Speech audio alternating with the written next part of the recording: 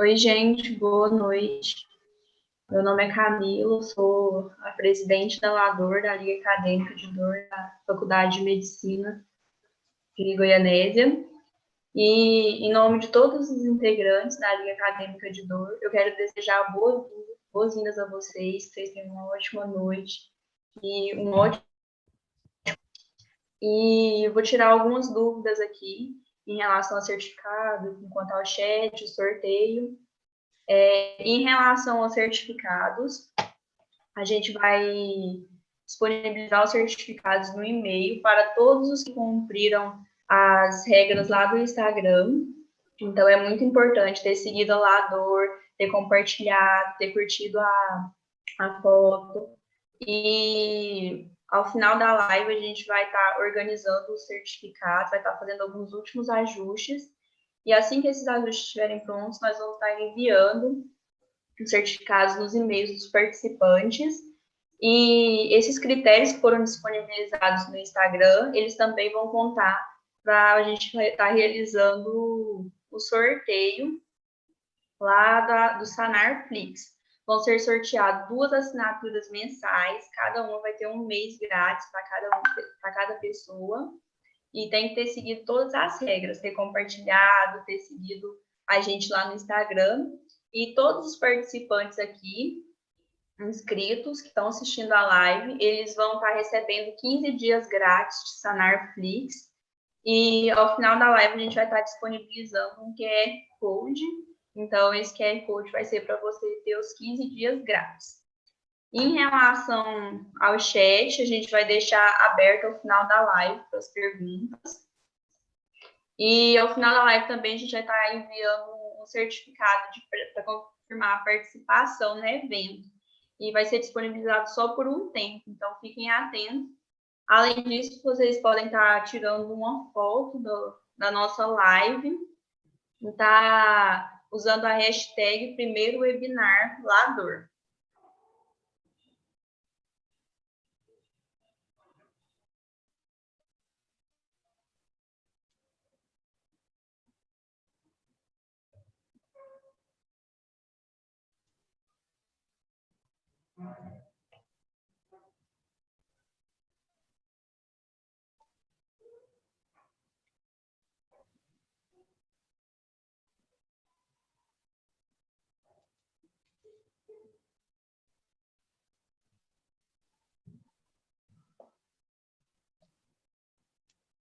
A gente vai esperar um pouco, algumas pessoas entrarem, e aí vamos estar dando início ao nosso primeiro webinar.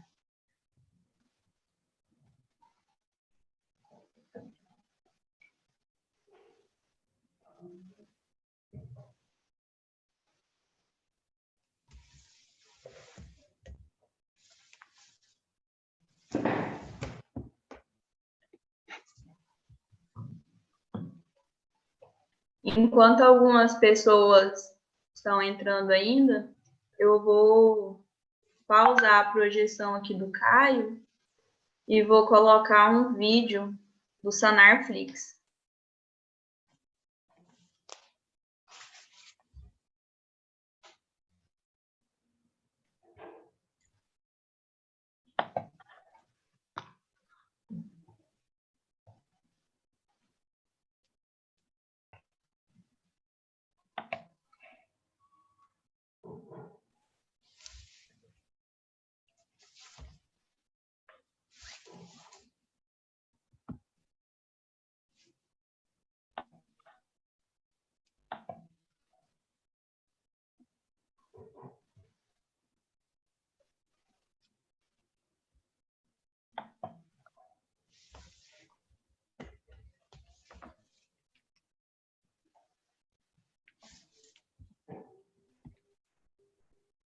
Bora, porque o Sanflix veio para mudar o jeito como você estuda medicina. Melhor. Primeiro, você pode confiar na gente. Nós somos o maior projeto de educação médica do Brasil. E não é só porque temos estudantes em todos os estados brasileiros e em 10 países do mundo. Nem porque tem estudantes de medicina em mais de 300 faculdades do Brasil usando o Sanflix. É porque temos uma equipe de mais de 150 pessoas trabalhando para melhorar a qualidade do seu estudo e a maneira como ele chega até você. Nós nascemos da vontade de revolucionar a maneira como você tem acesso à educação médica. A gente acredita que o valor que você dá à oportunidade de estudar com a gente é o investimento no profissional médico que você vai conseguir ser. Por isso, é importante que você possa acessar a gente de onde estiver. Por exemplo, se você precisa usar o seu Netflix além do desktop, desenvolvemos um aplicativo. Assim, você pode otimizar seu tempo aproveitando o nosso material de qualquer lugar e com o mesmo conteúdo. Afinal, quem estuda com a gente sabe bem o que a gente tem de bom. São mais de 700 para você fixar o que aprendeu, 300 funções para te ajudar a conectar os assuntos, 700 mapas mentais para estudar de forma ativa e, claro, mais de 1.600 videoaulas para assistir quantas vezes quiser. 4,5 de 5 é a nota geral das aulas por nossos estudantes. Elas são dinâmicas e objetivas, e estão sempre melhores. Temos uma preocupação especial em aperfeiçoar a metodologia e a didática da nossa equipe de professores padrão USP. Eu acredito no seu Netflix e eu invisto meu tempo na preparação das aulas porque eu lembro de mim. Eu estava no 4º ano, eu tinha a disciplina da reumatologia que era muito difícil, eu quase bombei. Eu fico pensando, se eu tivesse a Aline para me explicar artrite reumatoide, com certeza a prova teria sido bem mais fácil. Quando eu comecei a entrar na área do ensino, eu ficava maravilhado, velho, consigo impactar positivamente na vida de diversas pessoas de uma vez só. O número de pessoas que eu estou impactando, velho, que eu estou ensinando e capacitando eles para que eles vão na extremidade lá, possam ajudar as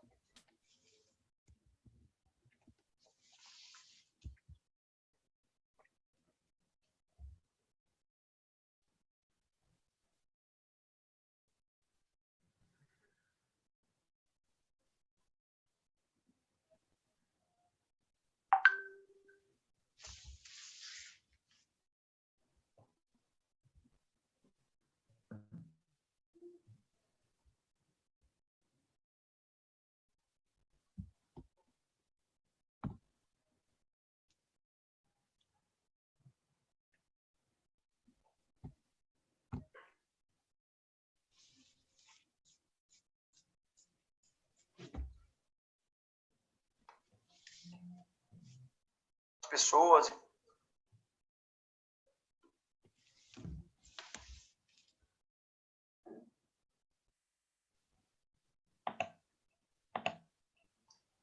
Gente, nós vamos, então, começar o nosso primeiro webinar. Eu quero pedir desculpa pelos erros técnicos, a gente não sabia que iria travar. Então, quero pedir desculpa em nome de todos os integrantes da LADOR. E nós iremos começar o webinar agora. Caio, pode projetar a sua imagem.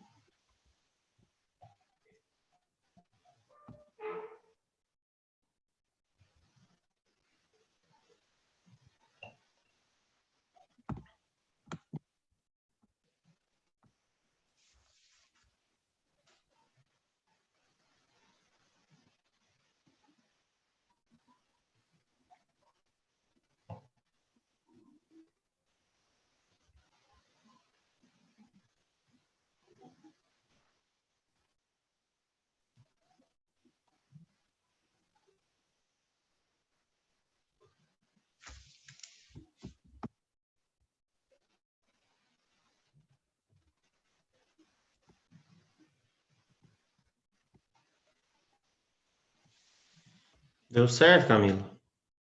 Deu certo. Posso falar? Pode. Beleza. Então, boa noite para todo mundo. Queria agradecer o convite das meninas aí, pela confiança em me chamar para a gente falar um pouquinho sobre a dor neuropática aí, de origem central, tá? Desculpa o atraso também, eu estava em Goianésia, cheguei em cima da hora aqui, era quase 9 horas. Então acabou que o tempo ficou apertado aí para vocês organizarem também. E vou colocar mais uma regra aí, hein, Camila, para você liberar os certificados, hein? O pessoal tem que me seguir no Instagram lá, ó, neurologista_Anápolis, hein? Ah, tá bom, vou marcar você lá para vou seguir. Beleza, então. tá? Eu sempre publico alguma coisa lá para informação mesmo, às vezes publico casos clínicos de alguns casos que eu pego interessantes. E aí, pessoal, seguir aí qualquer coisa, pode entrar em contato comigo por lá também, que a gente vai trocando uma ideia. Beleza? Beleza. Então, vamos começar, né? Tô ligado aqui também, assistindo pelo YouTube aqui, pelo outro lado. Já temos 59 pessoas aí online, né? Então, o que que acontece? Com relação à dor, gente, a dor é um tema extremamente amplo, tá? Tratado de dor, acho que é maior que o tratado da própria neurologia, né? Deixa eu me apresentar para quem não me conhece. Meu nome é Caio, eu formei em 2010, na Unig, em Gurupi. E aí, nesses 10 anos aí, tenho atuado na neurologia e principalmente na neurogeriatria, né? Eu me formei em 2010, em sequência eu fiz uma pós-graduação em geriatria lá em São Paulo.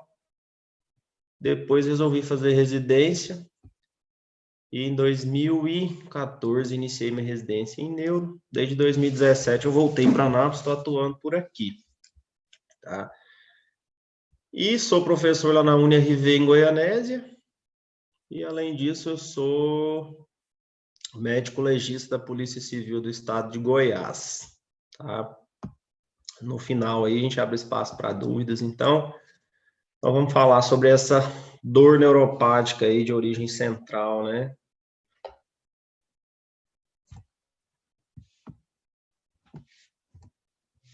Eu trouxe esse primeiro slide aí para vocês verem, né, de uma forma um pouco mais simplista, o tamanho, né, da complexidade que é o tema dor, tá? A gente tem vários tipos de dor. Se a gente for analisar, nós vamos falar hoje aí só da dor neuropática central, né? Então é uma pontinha do iceberg aí quando a gente tem que falar sobre o tema dor.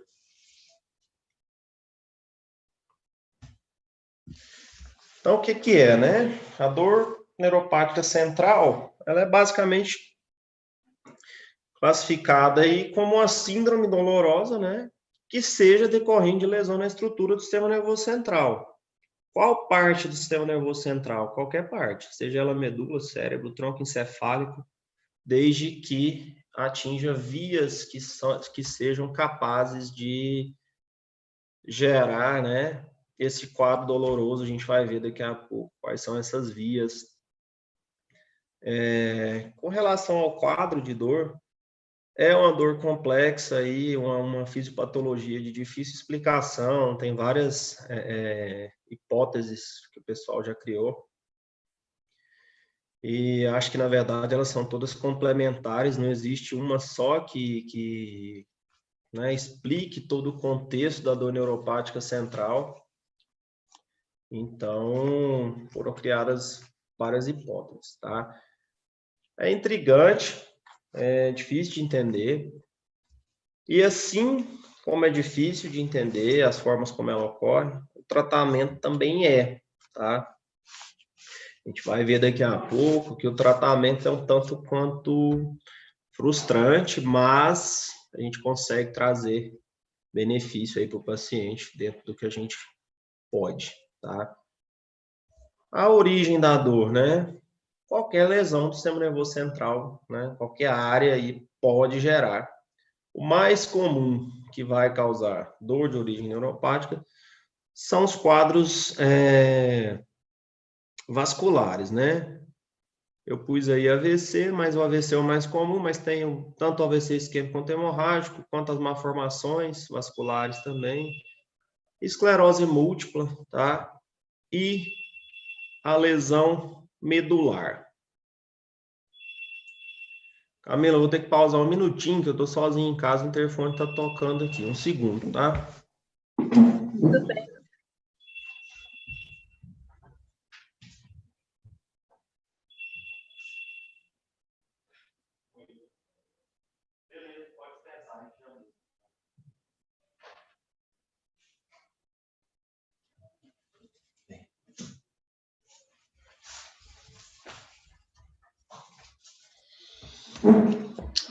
Estou de volta.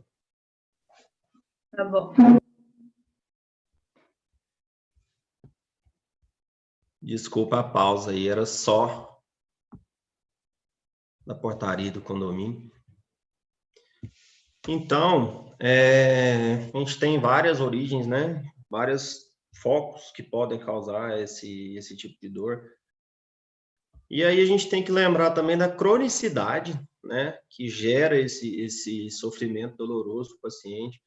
Pensar na magnitude que isso aí leva para esse paciente, acaba tendo bastante impacto na qualidade de vida das pessoas que sofrem desse tipo de dor.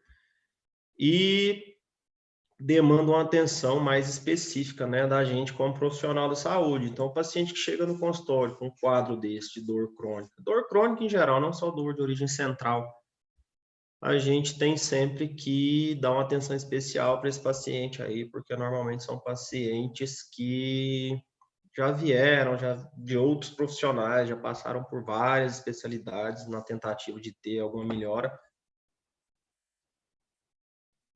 Então, a gente tem que olhar com mais carinho por eles para tentar ajudar, tá? Então, focando aí nesse desenho do lado, eu coloquei só para dar uma resumida para vocês terem uma noção que qualquer região aí do sistema nervoso central, né, desde que eu tenha já aqui essa primeira sinapse aqui do neurônio periférico com esse primeiro neurônio aqui, a partir daí até no córtex cerebral, desde que eu atinja alguma via da dor, a gente pode ter dor neuropática de etiologia central, tá?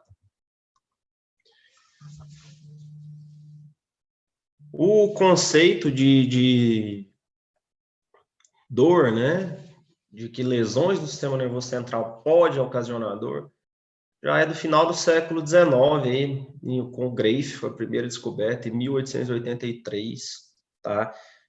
Pouquinho depois, em 95, Wallenberg, famosa síndrome de Wallenberg, né, o descritor dessa síndrome, ele já descreve, né, achados clínicos do infarto laterobulbar, e aí nessa descrição ele já cita aí sobre a dor neuropática de etiologia central, tá? Aqui nessa figurinha do lado aqui, esse infarto laterobulbar aí pegando vias da sensibilidade dolorosa que vai cursar com dor crônica nesses pacientes também. E posteriormente, em 1906, Dejerini e Russi também descreveu, né, a síndrome talâmica, tem até a síndrome de Dejerini, para quem tiver curiosidade de olhar aí. E depois o conceito, né, de dor central ficou baseado, né, basicamente nesse conceito de dor talâmica, né? A dor talâmica é uma das dores mais comuns da dor neuropática central, e aí eles acabaram adotando isso como esse protótipo da dor central, né, na antiguidade, lá em 1900 e alguma coisa. E aí vieram depois vários outros conceitos, tentaram renomear essa dor neuropática de etiologia central, aí como dor disestésica, dor por desaferentação, dor pseudotalâmica, que foram esses quadros de acordo com a região acometida pelas lesões, tá?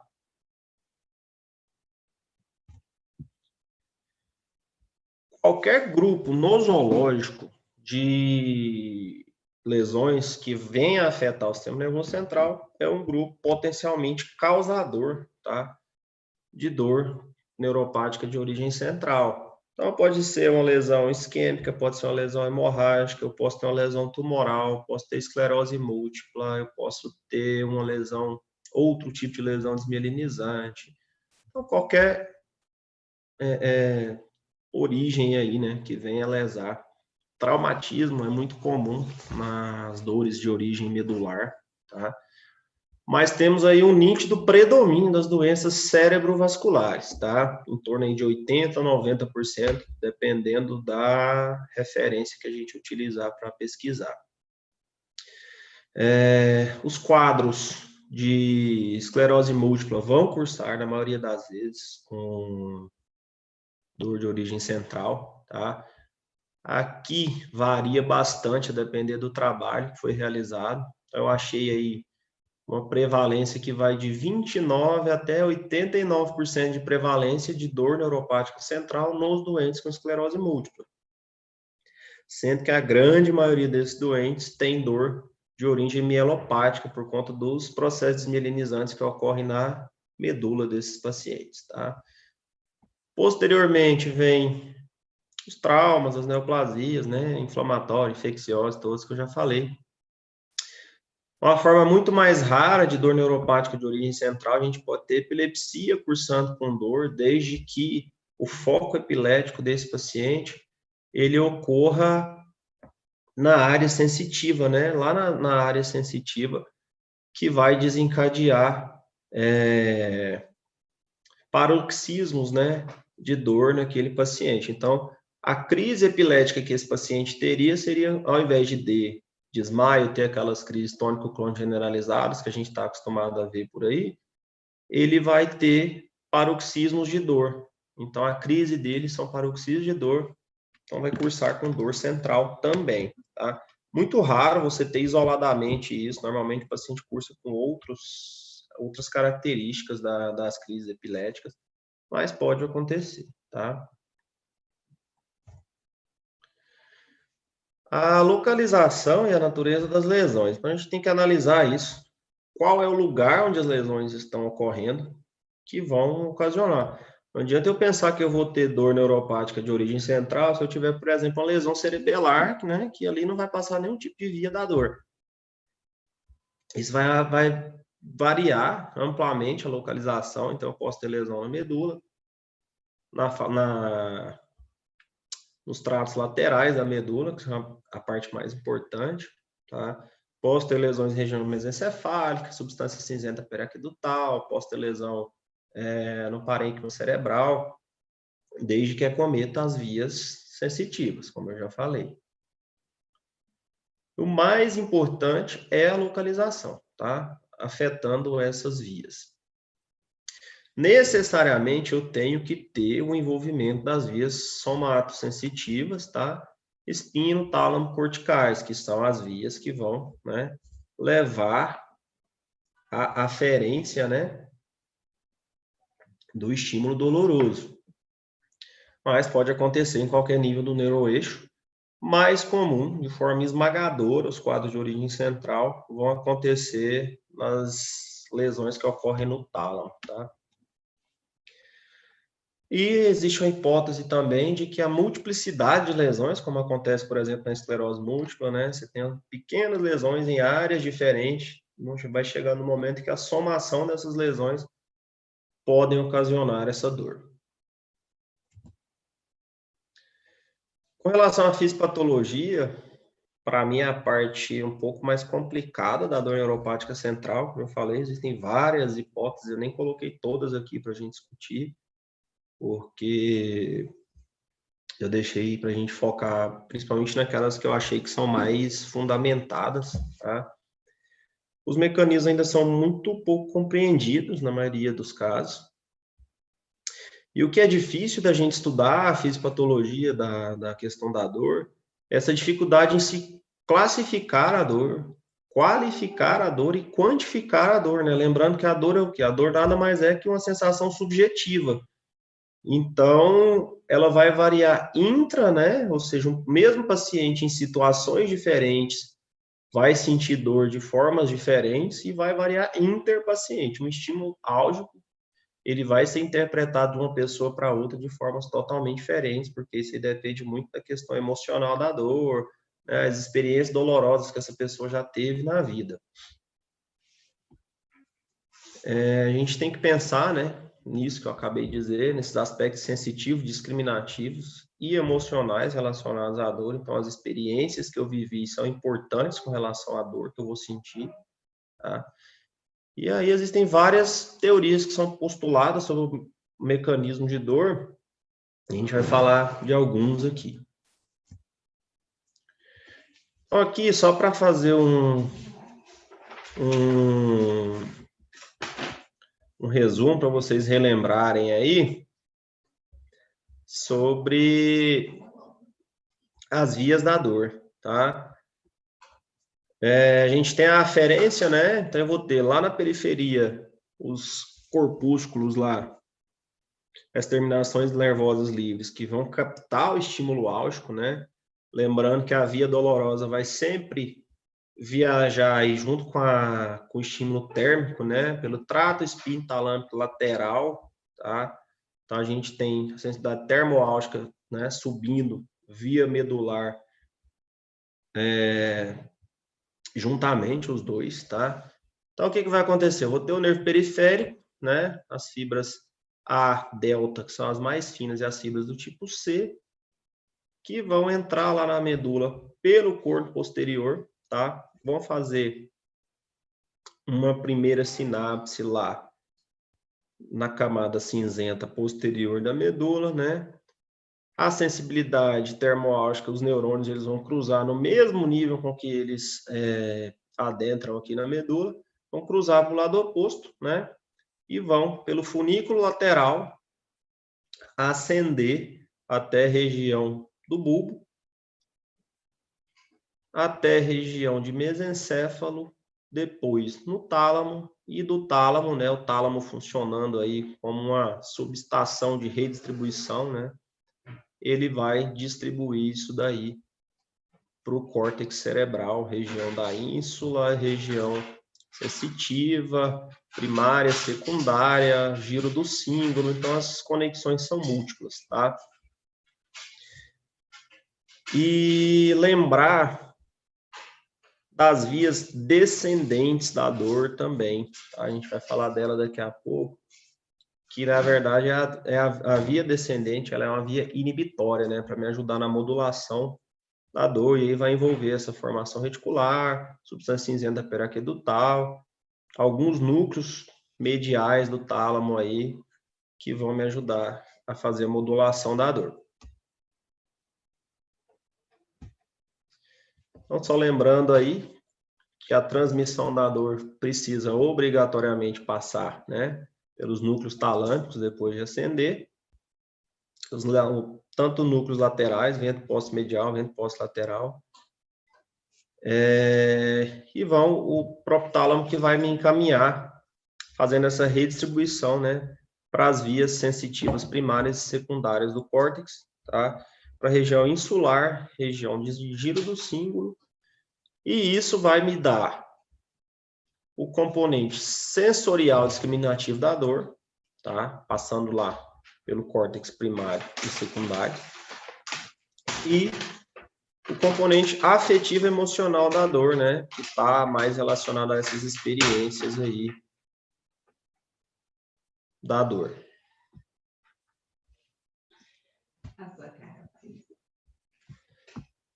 E aí, como eu já falei, a gente tem que lembrar da modulação da dor. A dor não está ali e simplesmente ocorre o estímulo álgico e o cérebro, né, deixa acontecer. Ele modula tudo isso que a gente sente pelas vias descendentes, tá? Depois que o meu cérebro reconhece a dor, né, as próprias vias nociceptivas, elas vão ativar a via de modulação, com o intuito de suprimir, né, a via da dor. E aí existem essas duas propostas que foram postuladas aí, a via suprassegmentar, os estímulos que vão vir do encéfalo, tá? E a segmentar a nível medular. Aqui, não sei se vocês vão lembrar lá daquela teoria da comporta da dor, lá do funículo posterior ali da medula, né? Da substância cinzenta das lâminas da medula. Com relação à modulação suprassegmentar, a gente vai ter isso, né? As estruturas enviando impulsos que vão descer, inibindo a transmissão dos sinais de dor que estão ascendentes, tá? E isso vai envolver córtex, substância cinzenta periaquedutal, região bulbar, rosto, ventro medial, núcleo macro da RAF, lóbulo cerúleus, são várias áreas que estão envolvidas nisso daí. Aqui eu trouxe uma figura que basicamente vai resumir, né, as vias ascendentes da dor em vermelho, né? Então a aferência entrando aqui pelo corpo posterior da medula, fazendo um cruzamento, subindo até o tronco, chega no tálamo, o tálamo redistribuindo isso por toda a região cortical com múltiplas conexões, tá? E da mesma forma que na contramão, fazendo a ativação de todo o sistema modulador da dor descendente. Então, quando eu tenho lesões, né, das vias discriminativas e somatosensitivas espinotalâmicas, é uma das hipóteses que a gente vai ter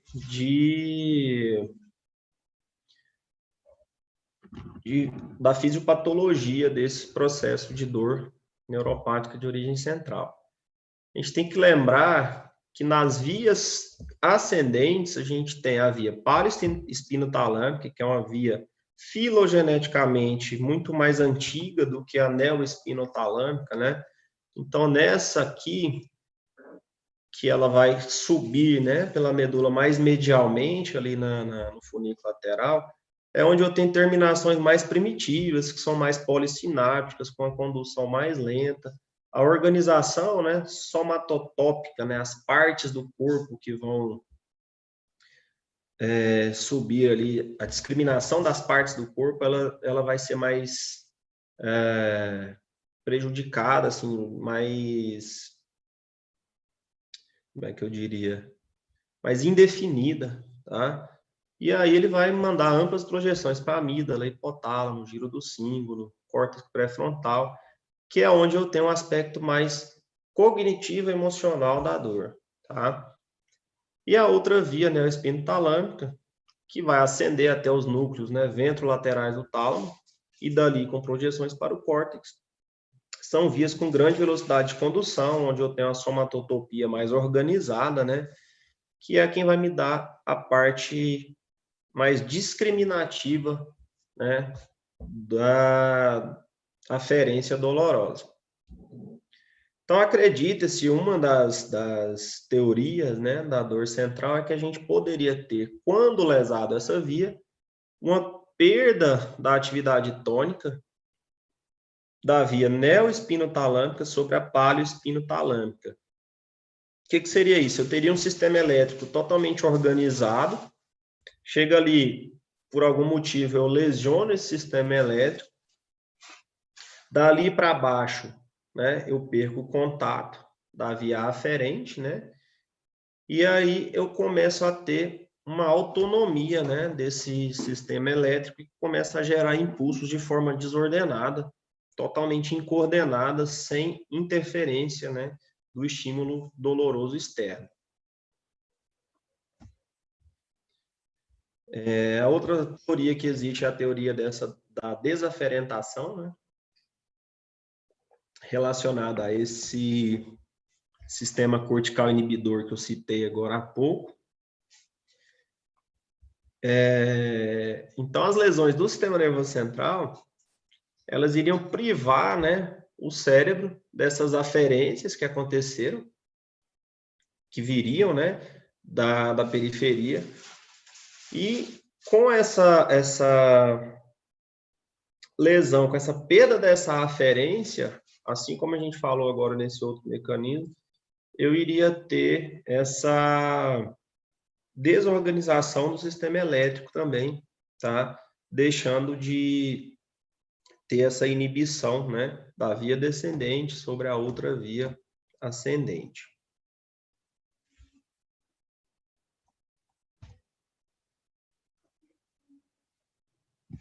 E uma outra teoria, acho que essa é a última que eu coloquei aqui, seria a questão da atividade talâmica espontânea e a desinibição reticular do tálamo, tá? O tálamo é extremamente importante na questão da experiência dolorosa, por quê?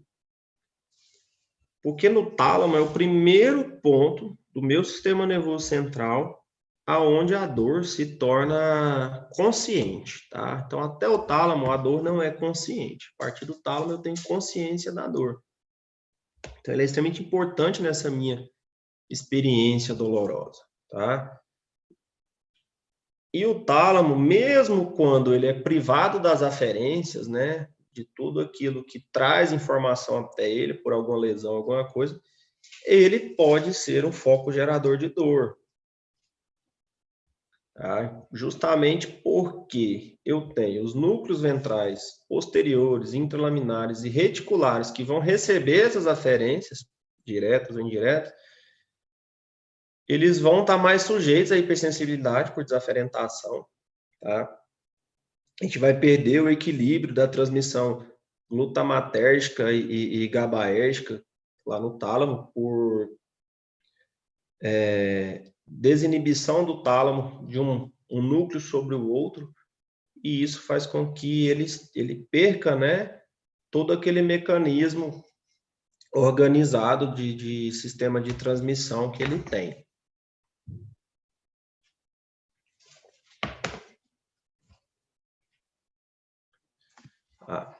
Então, aqui é um resumo dessa parte, com relação a essa desorganização, né, dos neurotransmissores que ocorrem no tálamo. A gente tem uma hiperatividade glutamatérgica e hipoatividade GABAérgica, né, lembrando que o glutamato ele é estimulante e o GABA ele é inibitório. Então, quando a gente tem lesão gerando essa desorganização, eu vou ter um predomínio, né, do glutamato sobre o GABA, e aí a gente acaba causando um automatismo talâmico, né, gerando dor talâmica aí. Vamos para a parte mais interessante que eu acho, que é o quadro clínico, tá? Que é o importante para a gente na prática, né? A gente falou da fisiopatologia aí para entender de uma forma mais fácil. O quadro clínico ele é extremamente amplo com relação à dor neuropática central. A dor tem um caráter polimorfo, não é uma dor de um único tipo, tá? É múltiplas apresentações. Ela pode variar. O mesmo paciente em situações emocionais, situações de vida diferentes, ele pode interpretar a dor de formas diferentes. E posso ter o mesmo estímulo, né, interpretada de formas diferentes por pacientes diferentes. Então, ela varia intra e interpaciente, tá? Normalmente, a gente vai ter amplas áreas corporais afetadas, normalmente um dimídio inteiro, tá? Às vezes com predomínio rostral, né, parte mais superior do corpo, às vezes com predomínio caudal, parte mais inferior. Pode se limitar, né, a pequenos segmentos, mão, pé, face, normalmente quando limitado, ele predomina muito mais nas extremidades, tá?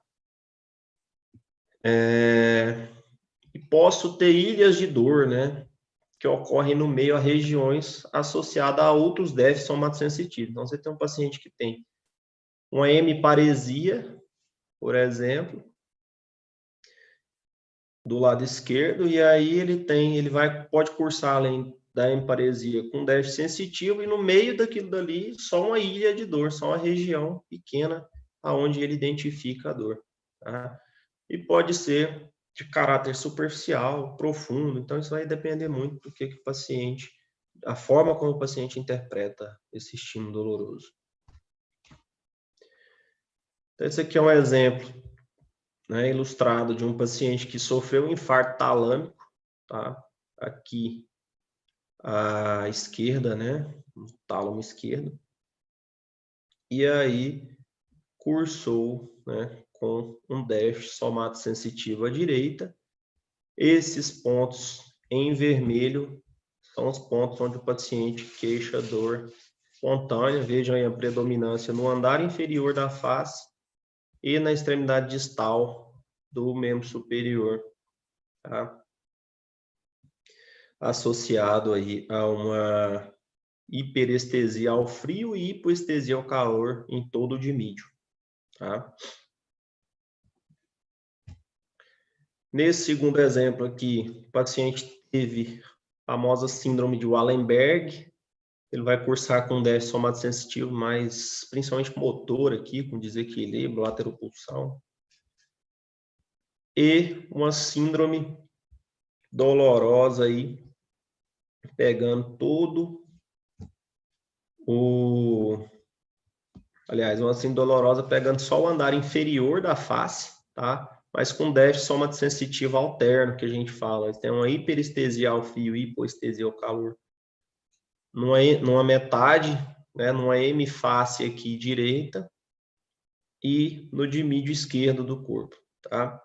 Lembrando que esse aqui, ó, tem alodínia tátil na mesma região e uma hiperpatia, né? A gente encosta nele aqui, estímulos que não deveriam ser capazes de gerar dor acabam gerando dor nesse paciente.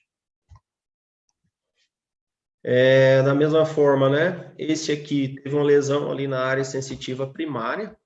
Olha só o tamanho da lesão isquêmica que esse paciente teve aqui, ó, do lado direito do cérebro, né? Cursando aí com dor espontânea, principalmente mais nas regiões distais do corpo, tá? Do dimídio esquerdo dele, evoluindo também. Veja aqui esses pontos maiores em vermelho aqui, ó, com pontos gatilho, tá? De dor miofacial. Então, a localização da minha lesão vai me determinar a localização da dor, como a gente viu nesses exemplos aí. Então, se eu tenho lesão talâmica, eu vou ter dor na região. Se eu tenho lesão na área sensitiva primária, eu vou ter lesão em outra região. Se eu tenho lesão na medula, é em outra região. Então, eu dependo muito da região anatômica afetada, tá? Não existe um caráter patognomônico para a dor que esse paciente vai me queixar. Ele pode falar que a dor é em queimação, em choque, em formigamento, uma dor fria, a sensação como se estivesse congelando aquela região, ardência.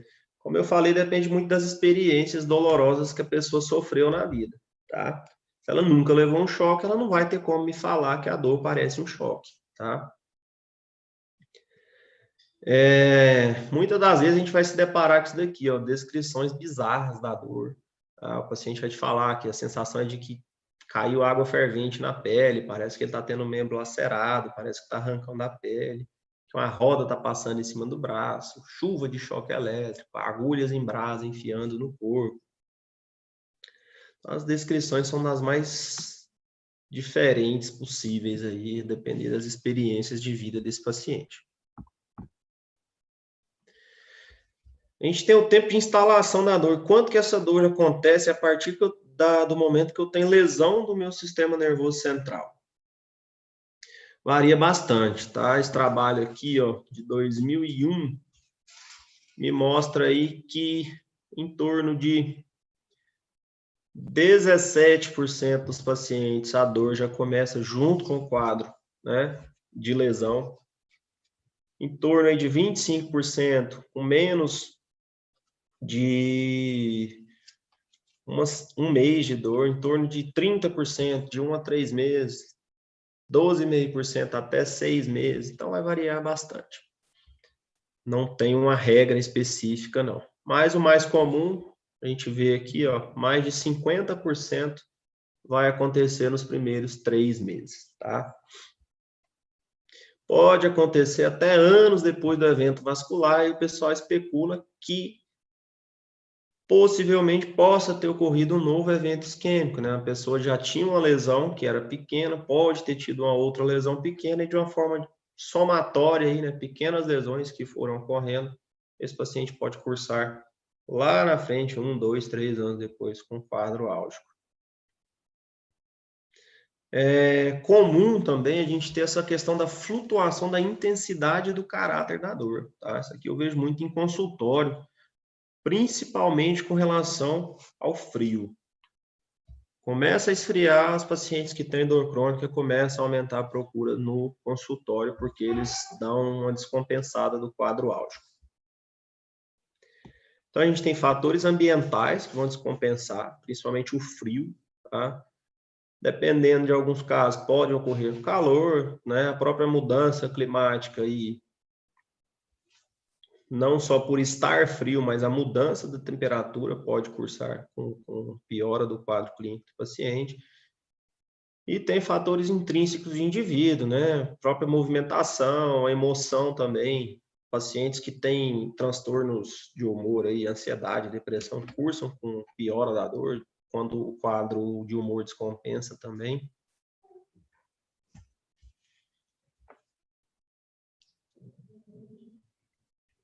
a gente tem quase sempre associado a um quadro de dor central alteração da sensibilidade, tá? Daquela região afetada. O paciente pode reclamar de parestesia, disestesia, hipoestesia, alodínia. O mais comum é que esse paciente tenha alteração na sensibilidade térmica, tá? Quase sempre cursa primeiro com alteração da sensibilidade térmica, depois da tátil, por último da vibratória, tá? Só lembrar que a térmica é mais comum porque a gente está falando de dor, né? E as vias de dor e as vias de transmissão da sensibilidade térmica, elas andam juntas. Então, quando eu tenho lesão de um, normalmente eu tenho lesão do outro, tá? A gente tem que ter muito cuidado no paciente com dor crônica, principalmente naqueles que vêm, né, com lesões de origem, tipo um AVC ou lesões medulares, porque é muito comum esse paciente ter associação com quadro de dor músculo-esquelética. Então, eu preciso examinar bem esse paciente para tentar diferenciar o que é dor neuropática e o que é dor músculo-esquelética. Normalmente as duas vão cursar juntas, tá? E aí, às vezes, eu tô achando que o paciente não melhora a minha dor neuropática, quer aumentar a dose de medicamento, né? Dou uma vacilada no exame direito e, na verdade, ele está tendo dor músculo-esquelética, que melhoraria com fisioterapia, né? Atividade física e tudo mais. Lembrar que esses pacientes têm dor crônica, ninguém é feliz sentindo dor, eu acho, né? Então, a maioria desses pacientes tem associação com transtorno do humor, transtorno depressivo, ansiedade, pacientes com quadro de estresse crônico. Então, tem que cuidar disso também. Então, dado o meu quadro clínico, né, a forma como eu vou pesquisar isso no paciente, a forma como ele vai me queixar para que eu tenha mais cuidado com ele, para fazer o diagnóstico, eu não preciso de nada mais do que uma história bem colhida, um exame neurológico bem feito. O diagnóstico da dor neuropática central, ele é clínico. Eu tenho que ter uma história prévia de lesão do sistema nervoso central e, posteriormente, o paciente cursando com dor, né, com essas características que a gente acabou de discutir.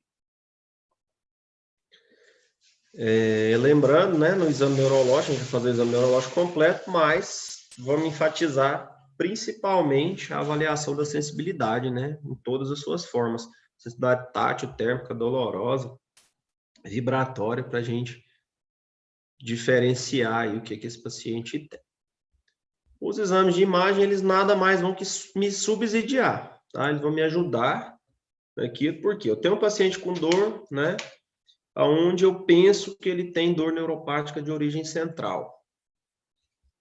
Se eu faço o exame de imagem e o exame de imagem não me mostra que eu tenho lesões naquelas estruturas que a gente acabou de discutir aí, que são as lesões onde trafegam as vias de dor, muito possivelmente o meu diagnóstico não está correto. Então, a gente tem que analisar muito bem isso daí, tá? A gente vai cursar com algumas síndromes específicas. Eu quis citar aqui para a gente entender a correlação melhor disso. A gente vai ter, né, as mais comuns na dor pós-AVC, é o tipo mais prevalente de lesão do sistema nervoso central, disparados. No Brasil, a segunda maior causa de morte são as doenças cerebrovasculares hoje. E a maior causa de morbidade, tá? Então, é a doença que mais deixa pacientes sequelados no Brasil hoje. Nos pacientes que sofreram AVC, em torno de 2 a 8% vão cursar com dor de origem central, tá? A gente tem uma prevalência maior naqueles pacientes que, depois do AVC, cursaram com déficit, seja ele sensitivo ou motor, tá? Em torno de 18% desses pacientes que ficaram com déficit, então, né, mais que o dobro da prevalência geral. tanto no AVCI quanto no AVCH, a gente vai ter risco semelhante, ou seja, isquemia ou hemorragia vai me causar risco semelhante de desenvolver dor neuropática central. Mas, disparadamente, as isquemias talâmicas vão cursar muito mais com caso de dor, tá? Aqueles que sofrem AVC com idade entre 58 e 67 anos são os que têm maior risco. Quanto mais idoso o paciente, menor o risco de cursar com dor central, tá? E as lesões do lado direito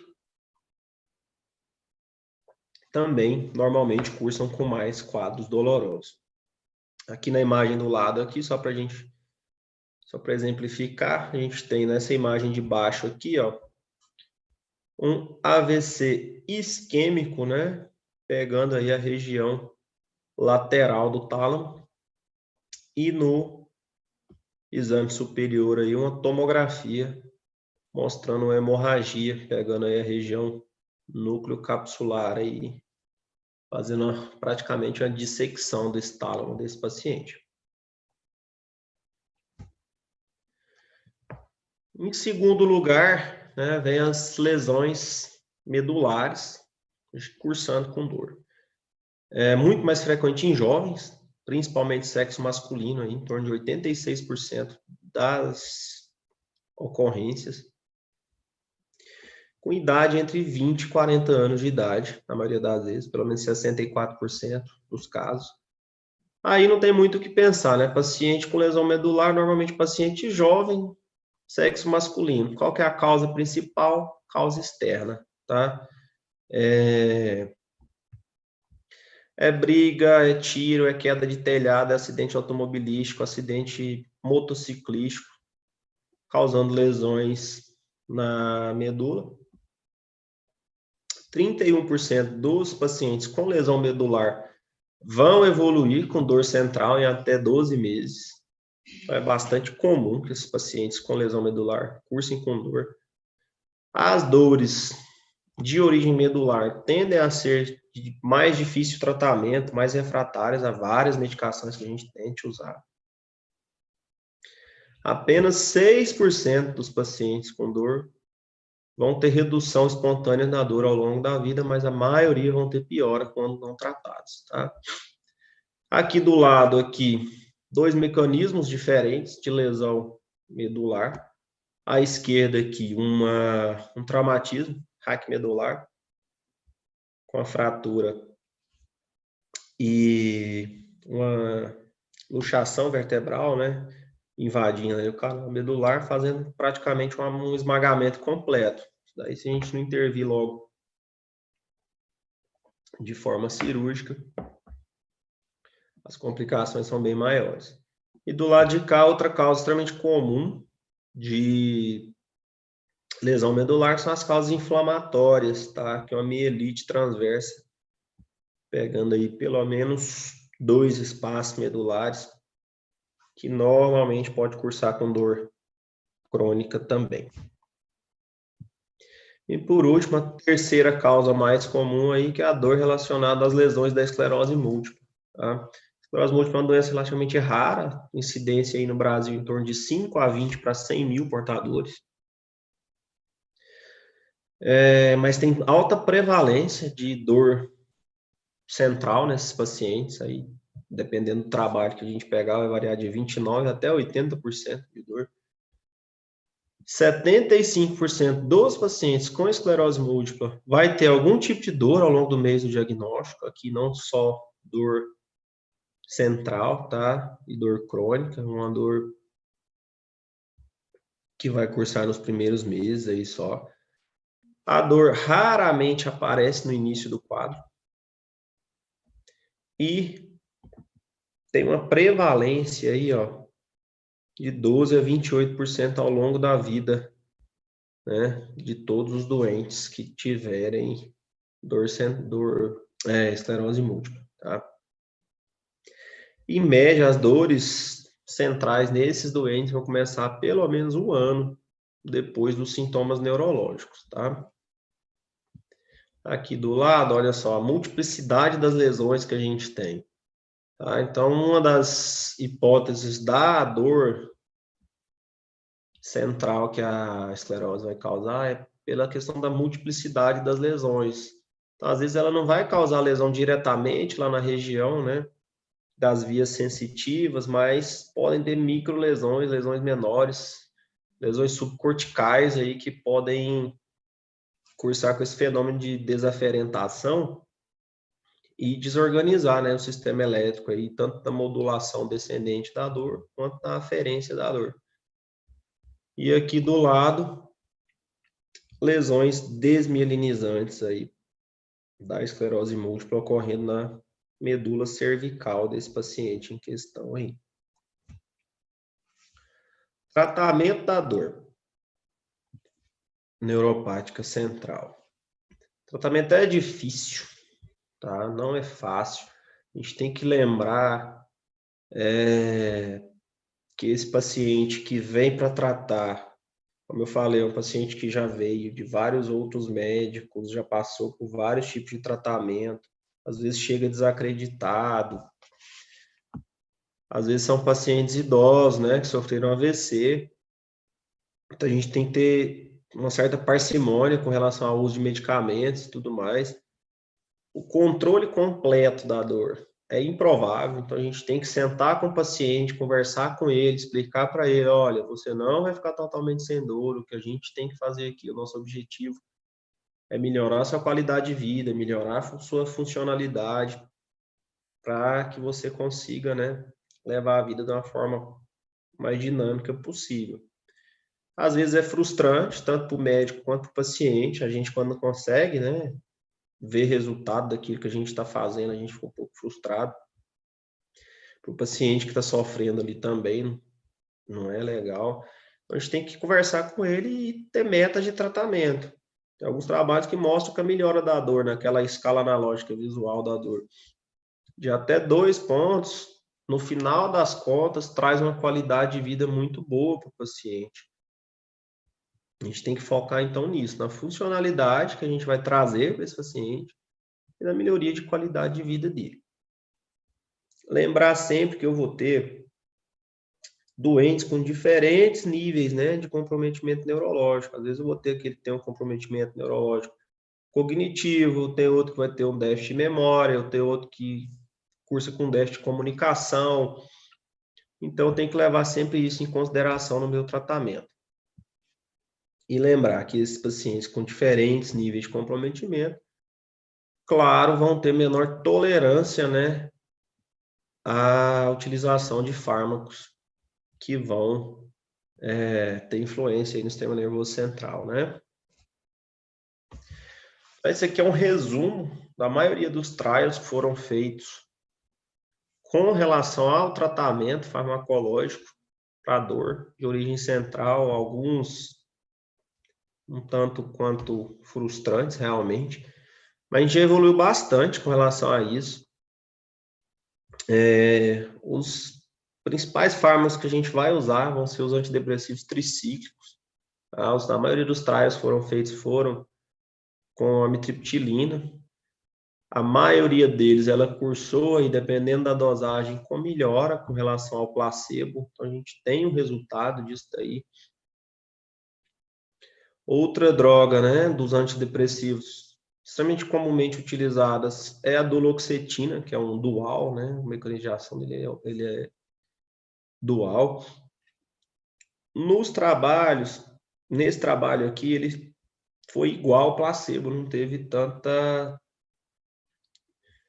tanto benefício para o paciente, mas do ponto de vista prático, daí vou falar da minha experiência em consultório. O que acontece? Eu tenho um paciente com dor central e ele é jovem e tudo, tem uma tolerância maior ao uso de medicamento, amitriptilina e outros tricíclicos é uma boa opção. Mas o paciente idoso, às vezes, ele tem dificuldade a tolerar a amitriptilina. Ele pode cursar com hipotensão postural, boca seca, constipação intestinal, tendência à queda, sedação excessiva. Então, a amitriptilina para esse paciente, né, seja ele idoso ou com algum quadro cognitivo que não está legal, a amitriptilina não se enquadra muito bem. Eu, particularmente, uso muito a duloxetina. que não vai ter tanta sedação. Ela é muito mais bem tolerada por esses pacientes com quadro cognitivo, por pacientes idosos, e com eficácia relativamente boa do ponto de vista doloroso. A gente vê que também a maioria dos trials foram feitos com N muito pequeno, então não dá para extrapolar muito isso daí. Outros fármacos utilizados, né?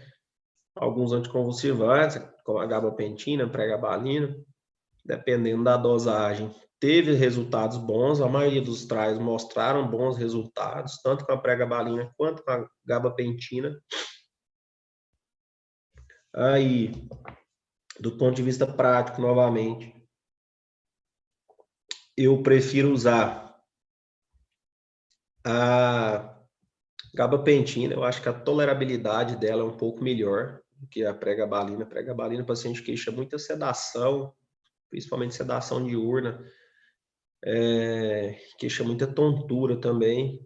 Isso não ocorre tanto com a gabapentina. A tolerância é um pouco melhor. Foram testados outros anticonvulsivantes, como a lamotrigina, ácido valproico, não tiveram bons resultados. Aí eu chamo a atenção aqui para a carbamazepina, tá?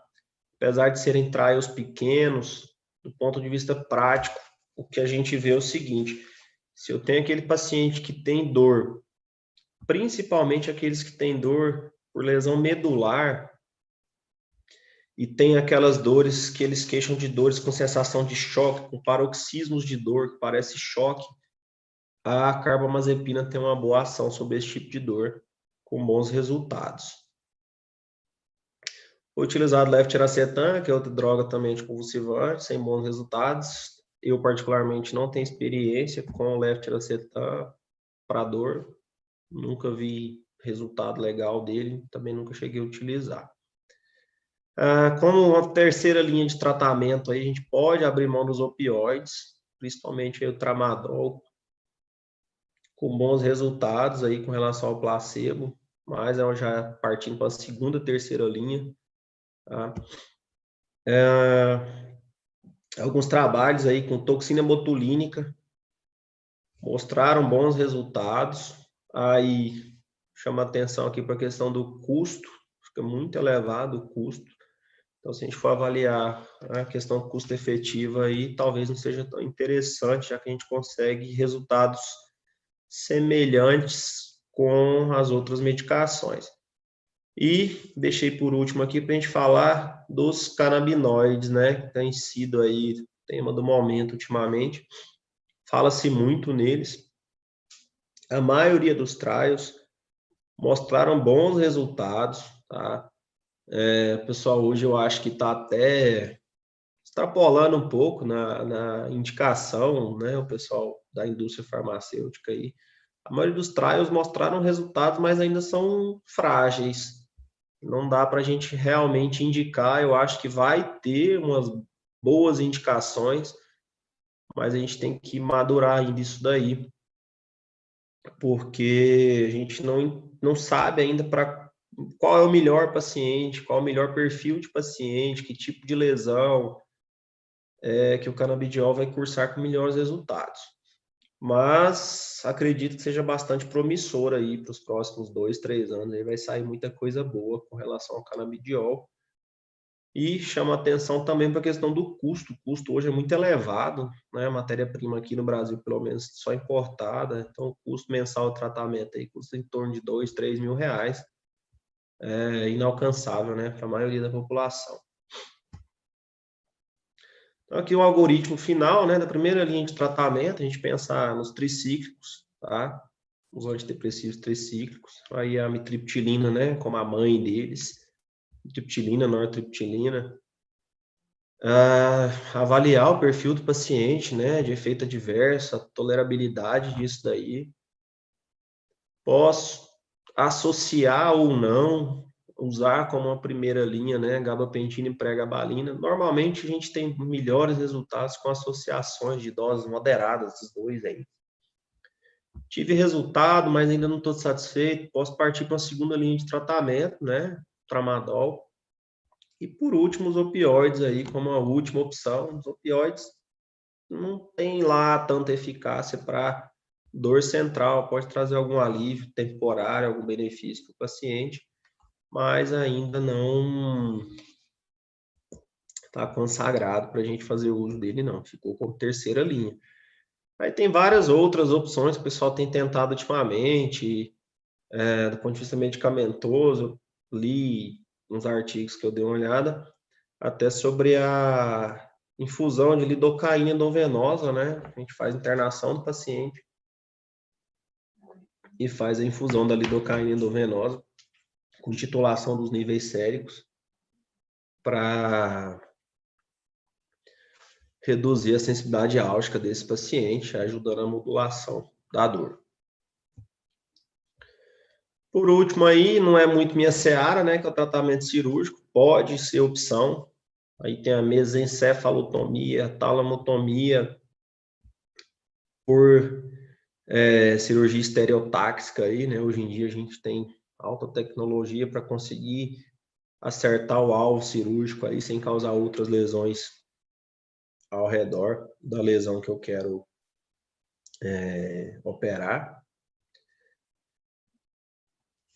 E o mais importante é que é o seguinte, com relação ao tratamento cirúrgico, antigamente ele era mais aplicado, mas com a progressão, melhora dos tratamentos, né, clínicos, medicamentosos, aí, houve uma redução da necessidade cada vez mais desses tratamentos, porque nem sempre, né, vai ser 100%, o paciente pode cursar com sequela, a maioria das vezes o paciente, depois de algum tempo, pode voltar a ter dor de novo, e a gente evita, né, um risco cirúrgico desse paciente aí, que na maioria das vezes já tem alguma sequela, algum outro problema maior.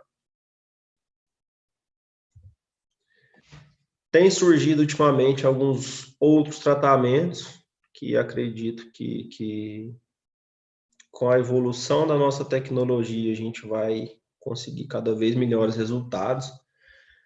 Estimulação por estimulação magnética transcraniana, onde a gente vai ter bobinas elétricas que vão conseguir, na parte externa do cérebro, né, só encostando no crânio do paciente, estimular eletricamente o cérebro desse paciente, gerando impulsos inibitórios aí, que vão ajudar no controle da dor. Aí eu vi alguns trabalhos que mostram que algumas sessões ali de 2, 3 dias seguidos, por alguns minutos, conseguiu controle de dor por 2, 3 semanas até. Então, com o tempo, nós estamos progredindo nisso daí. Tem o tratamento por estimulação cerebral profunda, né? O neurocirurgião vai lá, coloca um eletrodo no tálamo desse paciente, principalmente no tálamo, né? Na parte inibitória, estimula ele inibe o tálamo excitatório, ocasionando um melhor controle da dor do paciente. E por último, a infusão de analgésico por via subaracnoide. Coloca como se fosse um catéter ali subdural naquele paciente, com bomba de infusão, e a bomba de infusão vai injetando, né, fármacos, sejam ele opioide ou qualquer outro anestésico em baixa dose, para conseguir segurar a dor desse paciente aí. Então, beleza, já falamos pra caramba, né? Trouxe essa mensagem para vocês aí, que o paciente com dor, né, o que ele quer? Ele não quer dinheiro, ele não quer status, ele não quer nada, ele só quer um dia sem dor.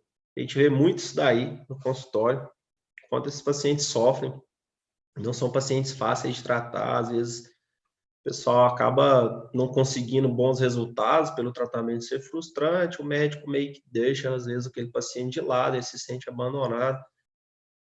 Então, tem que ter um diálogo franco com esse paciente, conversa com ele, vamos mostrar quais são os objetivos do tratamento, que a tendência é que a gente consiga bons resultados aí para melhorar a funcionalidade e qualidade de vida dessas pessoas. Certo? Obrigado a todo mundo aí. E aí, se alguém quiser tirar dúvida, a hora é agora.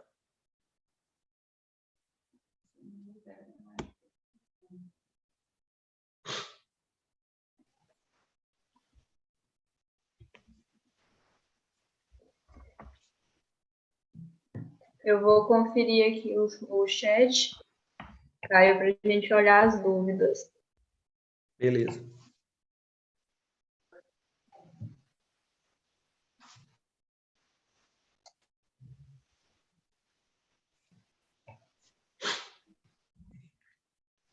Caio, não teve nenhuma dúvida aqui no chat, não. Nossa, então eu expliquei bem demais. Ficou. Tem umas partes que ficam um pouco confuso, né, Camila? Porque a fisiopatologia realmente é muito complexa, tá? Então, acaba ficando um pouco difícil de compreender mesmo. Tem que ler, reler, mas dá para entender. Então, a gente vai concluir, então, o nosso webinar. Eu Beleza. queria agradecer muito a você por você ter aceitado o nosso convite. Quero agradecer também a todos os integrantes da LADOR. Quero agradecer também ao Coli, que nos ajudou a realizar esse primeiro webinar. E agradecer também ao nosso orientador, que é o Guilherme. E eu falei no início da live em relação ao certificado, em relação ao sorteio, mas eu vou falar aqui novamente. Em relação aos certificados, tem que ter seguido todas aquelas regrinhas do Instagram para poder receber os certificados. Tem que preencher o link de presença. Eu disponibilizei na descrição e será também mandado no chat. E o certificado, no final da live, a gente vai estar organizando e vai estar enviando no decorrer da semana, no máximo, daqui a próxima semana já vai estar no e-mail. E para poder participar do sorteio do Sanarflix, vai ser sorteado 2 assinaturas mensais gratuitas e 1 mês grátis para esses 2 participantes, vão ser sorteados. Tem que ter seguido todas as regrinhas lá do Instagram, tem que ter seguido o nosso Instagram, Lador, tem que ter curtido a foto e tem que ter postado. E também vão ter 15 dias grátis, eu vou disponibilizar o QR Code no final, que aí a pessoa vai ter 15 dias grátis para todos os participantes. Eu vou realizar agora o sorteio. Vou projetar aqui.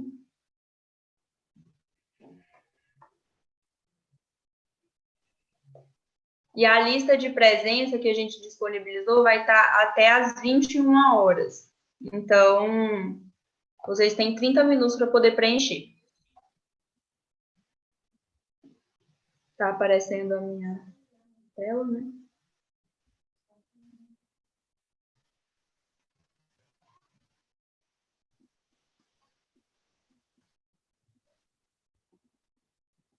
Gente, eu falei 22, 23, são as 23 horas, tá? Vai estar disponível das 22h30 até as 23.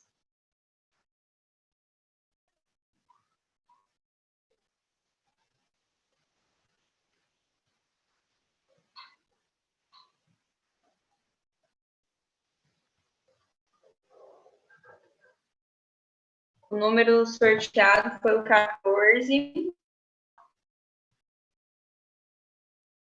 14. Ricardo Silva Tavares. Aí a pessoa que for sorteada, dá um alô no chat, manda uma mensagem no Instagram.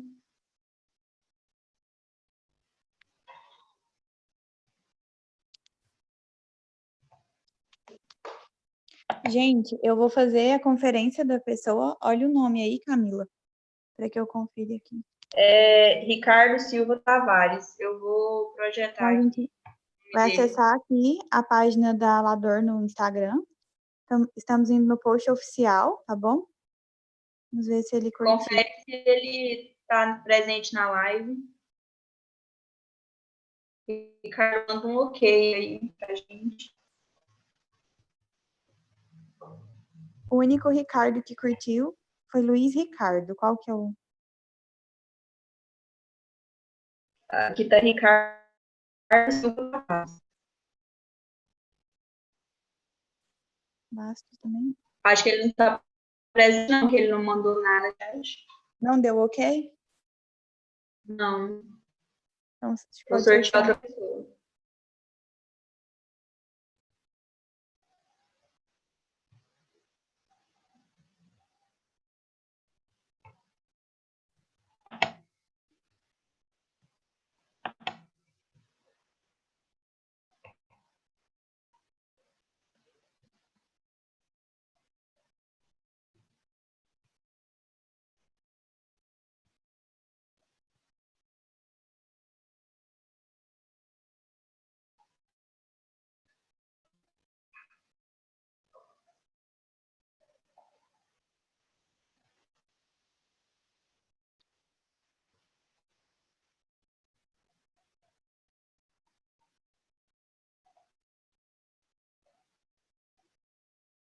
Número 78, Caio Fonseca Figueira. Repete o nome, por favor. Caio? Caio Fonseca Figueira, com C.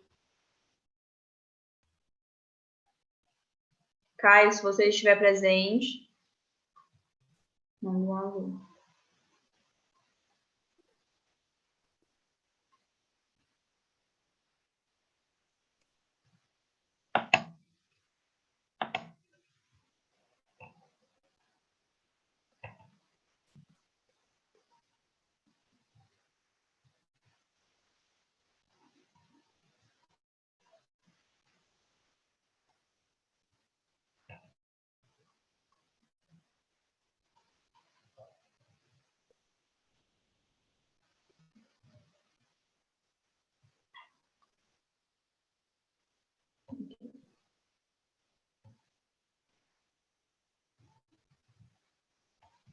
Ele respondeu lá no...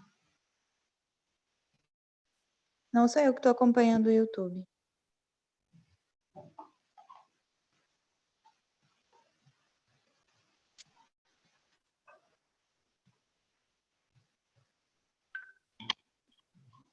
No chat e o Caio não respondeu. Não? Não. Pelo visto, não. Vou sortear outro então, gente. Sorteio. Sorteia 2 já, Alguém porque eu não tô conseguindo.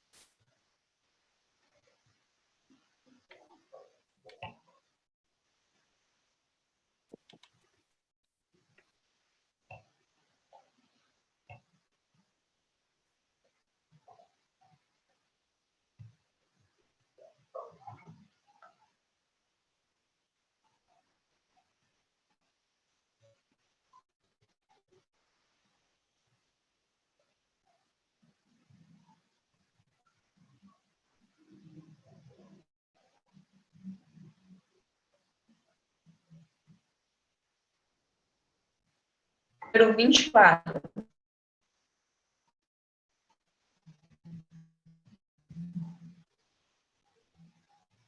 Érica Araújo dos Santos.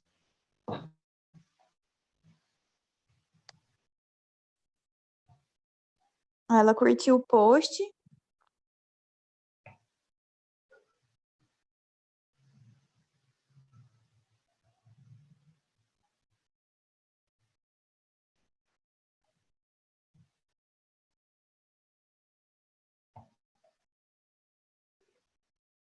Segue a liga. Ela está presente na live? E nos mencionou no Store. Então, dela tá ok. Ela tá presente na live? Não. Érica Araújo.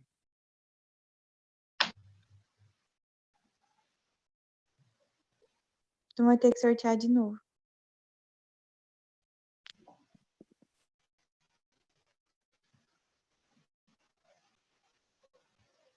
Vou sortear outra pessoa.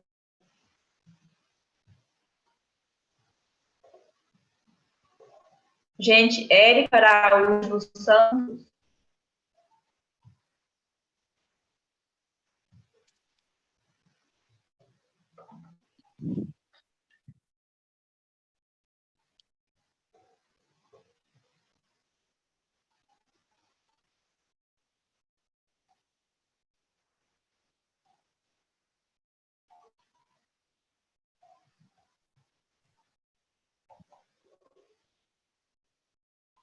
Vai sortear o próximo? Vou sortear. Certo.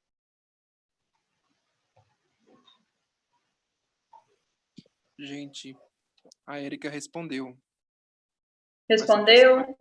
Ah, que ótimo, então. A Érica tá ok. Então, o primeiro ganhador foi a Érica.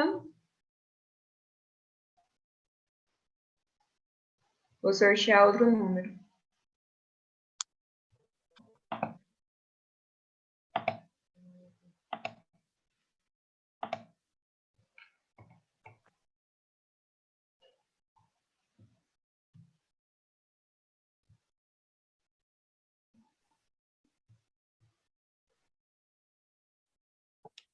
A Erika geralmente ganha todo sorteio.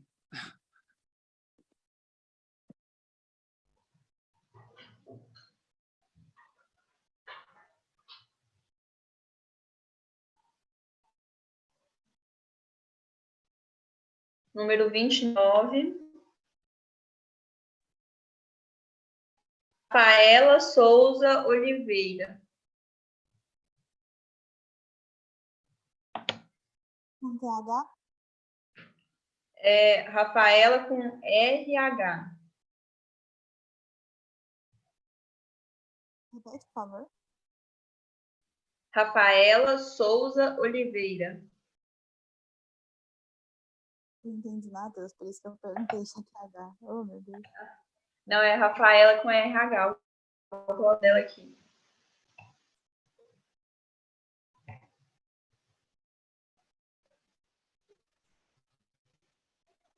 Ela está presente?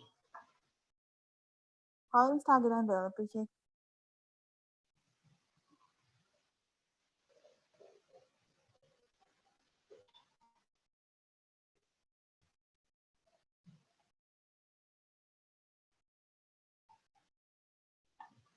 A Rafaela está presente?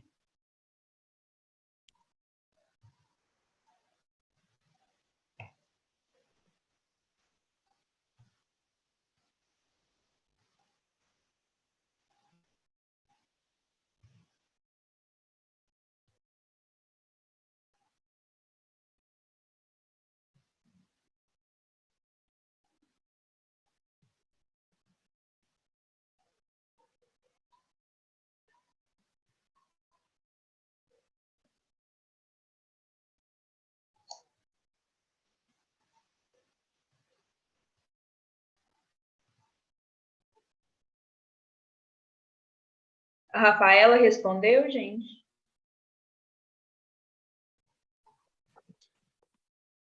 Respondeu. Rafaela está presente. Está presente? Oliveira. Aham. Então, os dois ganhadores, então, foram a Érica e a Rafaela.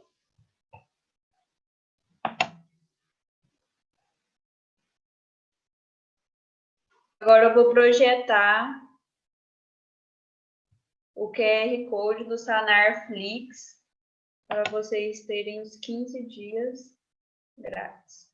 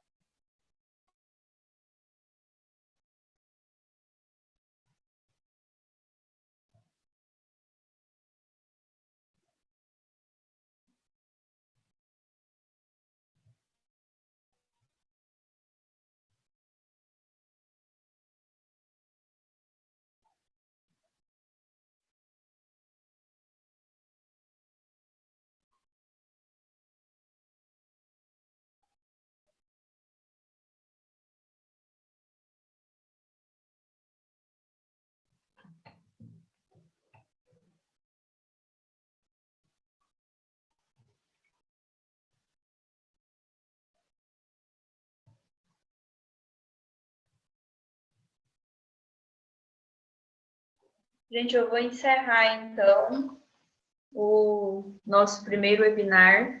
Vou agradecer a presença aqui de todos, agradecer a todos os participantes, todos os integrantes da LADOR, o Caio por ter participado aqui com a gente e aceitado o nosso convite, o nosso orientador, que é o Guilherme.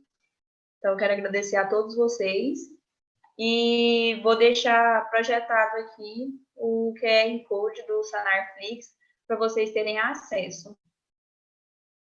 Então, tá encerrado o nosso primeiro webinar.